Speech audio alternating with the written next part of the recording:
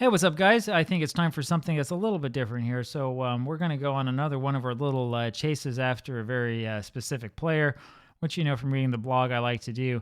I was a little bit bored over this weekend. I was sick. You can probably still hear it in my voice. I still have a cold. Kind of drives me nuts. And so while I was sitting in my sick and sort of pilled up state, somewhat of a daze, I thought, you know what I really want to do? I want to go look at those 1902 Pittsburgh Pirates. And so I did. And we'll go take a look at them together. Here's the 1902 Pittsburgh Pirates. If you look up here, you can see sort of a little bit of spoiler for who we're going to look at. Looking at this team and thinking, okay, there's a bunch of guys here who are interesting. I'm always interested. You know how I am, right? I'm like, okay, I know about Zimmer, I know about O'Connor, I know about Tommy Leach, Wood Conroy, I know about all these guys. I've read about them before. I want to know, what about these guys with like 2 games played, 1 game played, right? What's their deal? And especially when I look at this pitching staff, I think, wow. What about, so the first thing I think is, if you're going to play with this team outside of the context of a regular season, you have a problem because there's no bullpen. Second thing I think is, who are these players who I've never heard of, right?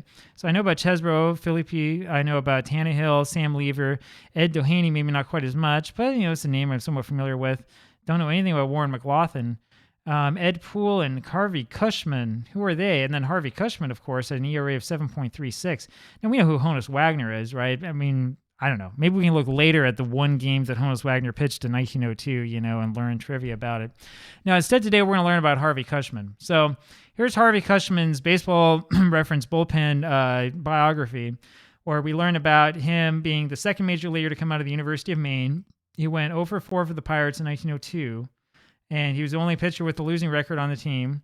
I don't know what Jack Chesbro going 28-6 has to do with anything. He had an ERA of 7.36. The team ERA was 2.3. So he didn't exactly have a great game, or a great season. He had more than 1 game. This is the part that's interesting, right, to replayers. So if you're going to do your own research on Major League Baseball, you're going to say, okay, I don't care necessarily so much about the real-life lineups, but I care about when the player started with the team for whatever reason. Like, let's say you're taking the 1902 Pirates and you're like, okay, I want to play them in a league with other great teams. Or if you just want to replay 1902 for whatever reason because you like seeing the Orioles implode, like what happened in real life. More on that later. If you want to do something like that, you're going to need to figure out when somebody like Harvey Cushman came onto the Pirates and left them, right? I mean, you need to know this, right, for your greatest teams league because you want to know what percentage of games he was available in. And it does make a difference that he came in around game 106 and left around game 122. But look, a whole bunch of these are double headers, right? So, I mean, he was really available for like 2 weeks, right? That does kind of make a difference, right? So what we want to do is we want to start here when we're doing our research on our players and try to figure out, like, okay, when was this guy available? And also, like, how did he pitch? And really kind of what happened in this game. So when we click here on this game, we can see that there's something really interesting about this. First of all, it's a 7-inning game, second game of a doubleheader. Second of all, the attendance was 25,000, which is interesting. And third of all, Harvey Cushman gave up 9 runs in the 3rd inning, but stayed in the ball game. So that's interesting, right? This is very, very interesting stuff. Now, we can, if we have access to it, we can go on over here to newspapers.com, which I have right here. And we can go do a little bit of searching around to see what we can figure out. So I'll show you just real quick today how I approached this. And this is exactly what I did this weekend. First place I wanted to look was not the Pittsburgh paper. I wanted to look at the Cincinnati paper. And you look at that and say, why? Well, because it was played in Cincinnati. That's kind of the way I do it. So we look at August 25th, 1902, not the 24th, but the 25th, because that'll have the report of the game before, or the day before. And we're going to look around and try to figure out where it is. I'm guessing page 6. Nope, not page 6. So then we kind of flip around the pages a little bit. This is why I love newspapers.com, because it's easy to do this. And, oh, no, maybe it was back on page 4. So then we go back to page 4. No, and it's page 3, I think. Yep, there we go. Page 3. Played inside human walls, greatest crush in Redlands annals, and even break with the Pirates. And so you can see here, right, a lot of this stuff is not really all that legible. I mean, we can get really close. You can actually read it here once you really get up in on it. I don't know if the Baseball Reference people know this, but they have an exact count of the number of people who attended the game, 24,597. So 25,000 is not a it's not a overestimate here. 24,597 is almost certainly the actual turnstile count at this game, which is incredible. I didn't know that Cincinnati's ballpark, the Palace of the Fans, then had that many seats, and I bet that they had a bunch of people standing. Anyway, you can read about the game here. There's game 1 and game 2. They don't really even focus that much on Cushman. And so what we can do to figure out more is we can go do a little browse and go over to Pennsylvania. We'll go to Pittsburgh. Now, I know from looking at this already, normally I would start with the Pittsburgh Post-Gazette, but unfortunately the Pittsburgh Post-Gazette didn't have anything on that day. I would go then directly over to the Pittsburgh Daily Post. I don't know if the Post-Gazette was under a different name at the time or exactly what the deal is. There's a lot of weird stuff that happens, so, you take it as it comes. August 25th, 1902, there you go. This is probably going to be page 6. Look, I was right, page 6. Nearly 25,000 people attend the games between the Champions and the Red Stockings. Yep, Champions break even. Cushman makes his debut, and we're going to figure out here, if I can find it again, where Cushman was from. Yep, here we go. So now I want to introduce this to you here. So instead of looking through necessarily the actual story of the games, there will be a story up here for both of them. You can read about, Heine Pite's remark to Mr. Cushman is back to tall timber for you. To say the least is not a very encouraging epitaph to throw in the youngster's face, blah, blah, blah, blah, blah. You can read all that stuff if you want. He had despair written on his face and all this other stuff. That's all great. That's nice. Whatever. What we're really interested in is who the heck is Harvey Cushman and where does he come from, right? Now, I'll tell you the reason why we're interested in this, right? When we go back to his page here, let's see how we're going to get back here. We just click back on him. We go to minor and independent league statistics. We see nothing. There's nothing before his time at Pittsburgh, and he was 24 when he started with the Pirates. So he probably pitched somewhere, right?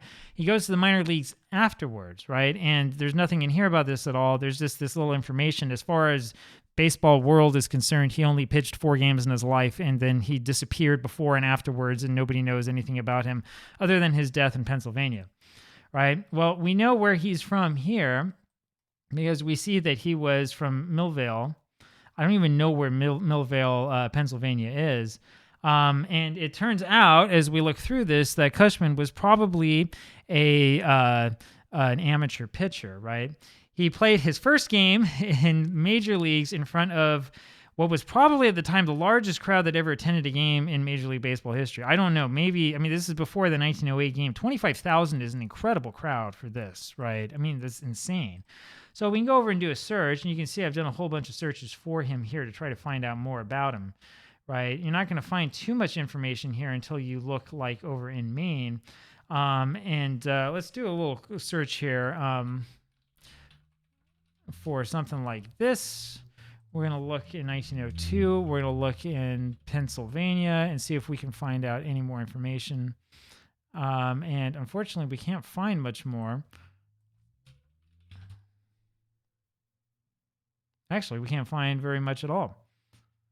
That's interesting. I thought I had that figured out before I did this. Anyway, there we go. If I take away the quotation marks, then it works. And then we can read about all sorts of stuff. Now, this is kind of the reason why I wanted to show this to you. So this is before the game, right? We're looking for like anything that we can find that's before, what was that, August 25th. So we'll take a quick look here and just sort of see what some of these things tell us here, right? We'll go start here, I think probably here with this June 1st, 1902. And, well, this isn't going to tell us too much here. The Millvale Juniors played the strong Southern, blah, blah, blah. Millvale won this game. Again, I don't even know where Millvale is. I'm sure somebody in the comments can tell me, like, what is it that I'm looking at here? There we go. And you have one right here.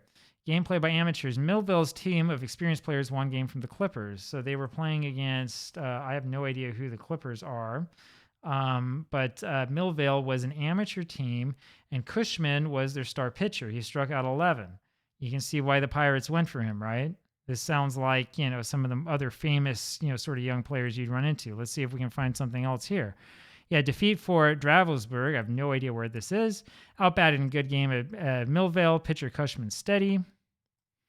And Cushman pitched a strong game, and they won 8-2, right? Now you can see a little bit more about him, and now he's starting to become a little bit more like somebody. He had a real interesting picture there. Fairbanks and Millville's in rare form. And when we go zoom in here, Fairbanks whitewashed, Millville with Cushman on duty, won a brilliant game. And so Cushman ended up striking out 12 in this one against Fairbanks. And then on the 13th, you can see that with reliable Cushman, Millville looks strong to hold its own with any of the teams around here, right? So what we learned from all of this is a little bit of an exercise in futility on my part, is that Harvey Cushman, in addition to being, sort of this player from Maine, which is great if you're from Maine, was a star pitcher for the amateur Millville team in early 1902, at least. I don't know if we can find him before then. It might be a little bit difficult. But he was such a star player that he got frequent references in the Pennsylvania, especially in the Pittsburgh newspapers. And there's a lot of talk about him. And there was a lot of talk about, how this guy's pitching. Pretty obvious why the Pirates decided to go pick him up. I mean, why not? They were they had 77 wins or something by August 25th. Might as well pick this kid up and give him a chance. Just unfortunately for him, it didn't turn out so well. He wound up having a really bad inning against Cincinnati in front of 25,000 people. There you go, though. That's how you do this research. So if you are on your own, if you happen to have newspapers.com account, that's what you can do really quickly to try to find out more about, whatever random obscure player it is that you're looking for. Now, I'll let you guys worry about all the better known players, right? I care about guys like Harvey Cushman because I feel solidarity with this kind of guy, the guy who was the star, who got the one chance and then sort of blew it, and then history remembers him as being the worst player on one of the best teams of all time. That's the guy I care about. That's a kindred spirit with me. I'll talk to you tomorrow. Take care. Bye.